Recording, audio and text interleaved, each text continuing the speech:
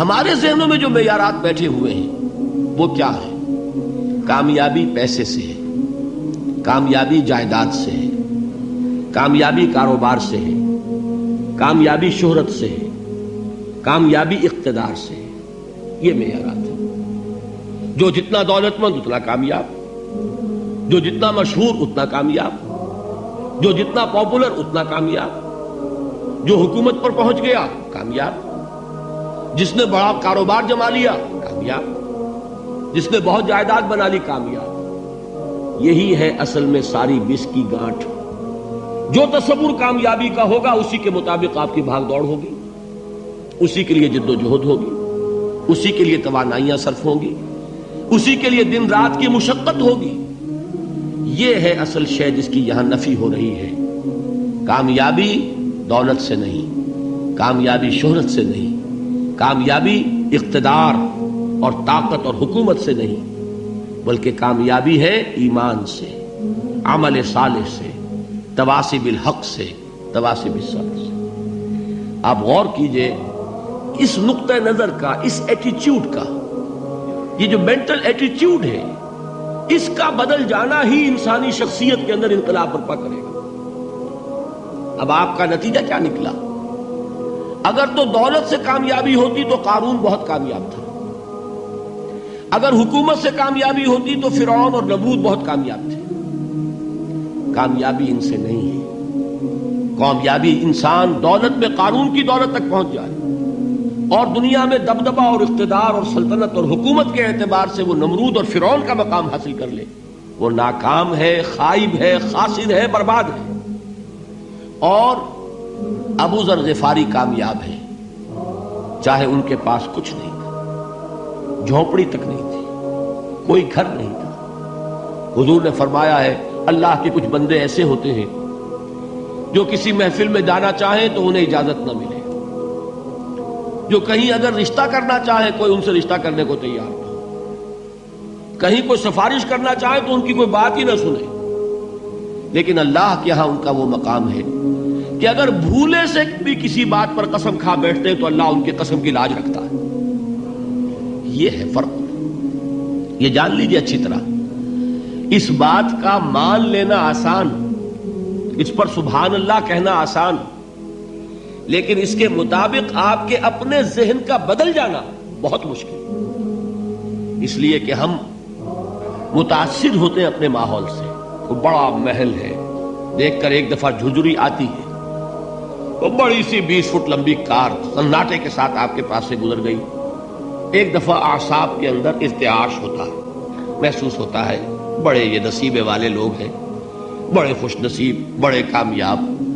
حالانکہ کچھ معلوم نہیں کہ یہی سب سے بڑی بد نصیبی ہو سکتا ہے کہ یہی سب سے بڑی ناکامی ہو. اگر ذہنوں میں یہ بات بیٹھ جائے کامیابی کس شے سے. یہی وجہ دیکھیے قرآن مجید میں بارہا آپ دیکھیں اولئک ھم المفلحون، یہ ہے لوگ کامیاب ہونے والے. آج یہ آپ نے نماز میں وہ آیات سنی، یا ایھا الذین آمنوا ارکعوا واسجدوا واعبدوا ربکم وافعلوا الخیر لعلکم تفلحون. اے ایمان والو، رکوع کرو، سجدہ کرو، اپنے رب کی پرستش اور بندگی کرو اور اچھے کام کرو تاکہ تم کامیاب ہو جاؤ. تو کامیابی کن چیزوں سے ہے؟ یہ ہے سب سے بڑا سبق. یہ ہمارے دل میں اگر بات بیٹھ جائے، ٹھک جائے، تو زندگی بدل جائے گی. صبح و شام بدل جائیں گے، نقشے بدل جائیں گے، بھاگ دوڑ کا رنگ بدل جائے گا، ویلیو سٹرکچر بدل جائے گا. آج وہ ایک چیز نہایت اہم نظر آ رہی ہے، کل نہایت غیر اہم نظر آئے گی. جیسے کہ حضور کی حدیث ہے، مالی ولی الدنیا، مجھے تمہاری اس دنیا سے کیا سروکار ہے. انما مثلی کراکب استظل تحت شجرۃ ثم راح فترکھا.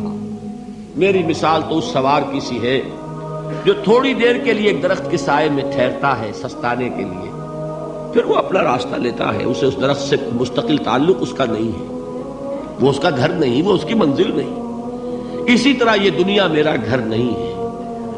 اب دیکھیے ہم کہتے ہیں انا للہ و انا الیہ راجعون، ہم تو مسافر ہیں، ہم اللہ کے پاس سے آئے، اللہ کی طرف ہمیں لوٹ جانا ہے. کن فی الدنیا کانک غریب و عابر سبیل، حضور فرماتے ہیں دنیا میں ایسے رہو جیسے کہ تم اجنبی ہو یا راہ چلتے مسافر. لیکن یہ طرز عمل کب ہوگا؟ جبکہ یہ آیت ہمارے ذہنوں کے اندر بیٹھ گئی ہو، والعصر ان الانسان لفی خسر الا الذین آمنوا وعملوا الصالحات وتواصوا بالحق وتواصوا بالصبر۔ یہ ہے اصل بات جو میں نے عرض کیا تھا کہ میں بتاؤں گا صحابہ کیوں ایک دوسرے کو یاد دلاتے تھے۔ اس لیے کہ دیکھیے جیسے برف باری اگر ہو رہی ہو، آپ باہر نکلیں گے تو برف آپ کے کپڑوں پر جم جاتی ہے نا، تو آپ جھٹکتے ہیں کپڑوں کو تاکہ برف ہٹ جائے۔ ہمارے ایمان پر اس دنیا میں رہتے ہوئے جب ہم متاثر ہوتے ہیں ماحول سے تو گردہ آ جاتا ہے، برف پڑ جاتی ہے، اس کو جھٹکتے رہنے کی ضرورت ہے۔ اور وہ جھٹکنے کی بہترین اور مؤثر ترین شکل یہی ہے کہ یاد رکھو کامیابی ان چیزوں سے نہیں ہے۔ چمک دمک جو ہے دنیا کی، یہ ساری چمک دمک جو تمہیں رجھا رہی ہے، جو تمہیں اپنے اندر گم کیے ہوئے، یہ لفظ گم پر اقبال کا وہ شعر یاد آ گیا کہ کافر کی یہ پہچان کے آفاق میں گم ہے، اور مومن کی یہ پہچان کے گم اس میں ہے آفاق۔ تم گم نہ ہو کر رہ جاؤ، اس میں مبہوت نہ ہو کر رہ جاؤ، مرعوب نہ ہو کر رہ جاؤ، دنیا ہی کی محبت تمہارے اوپر ڈیرے نہ ڈال دے، تمہارے دلوں کے اوپر مسلط نہ ہو جائے۔ لہذا تازہ کرتے رہا کرو، والعصر ان الانسان لفی خسر الا الذین آمنوا وعملوا الصالحات وتواصوا بالحق وتواصوا بالصبر۔ پھر یاد کر لو، پھر تازہ کر لو اپنے اس یقین کو کہ کامیابی دولت سے نہیں، کامیابی ثروت سے نہیں، کامیابی اقتدار سے نہیں، کامیابی شہرت سے نہیں، کامیابی جائیداد سے نہیں، کامیابی ہے ایمان سے، کامیابی ہے عمل صالح سے، کامیابی ہے تواصی بالحق سے، کامیابی ہے تواصی بالصبر سے۔ یہ چار چیزیں ہیں کہ جو کامیابی کے لوازم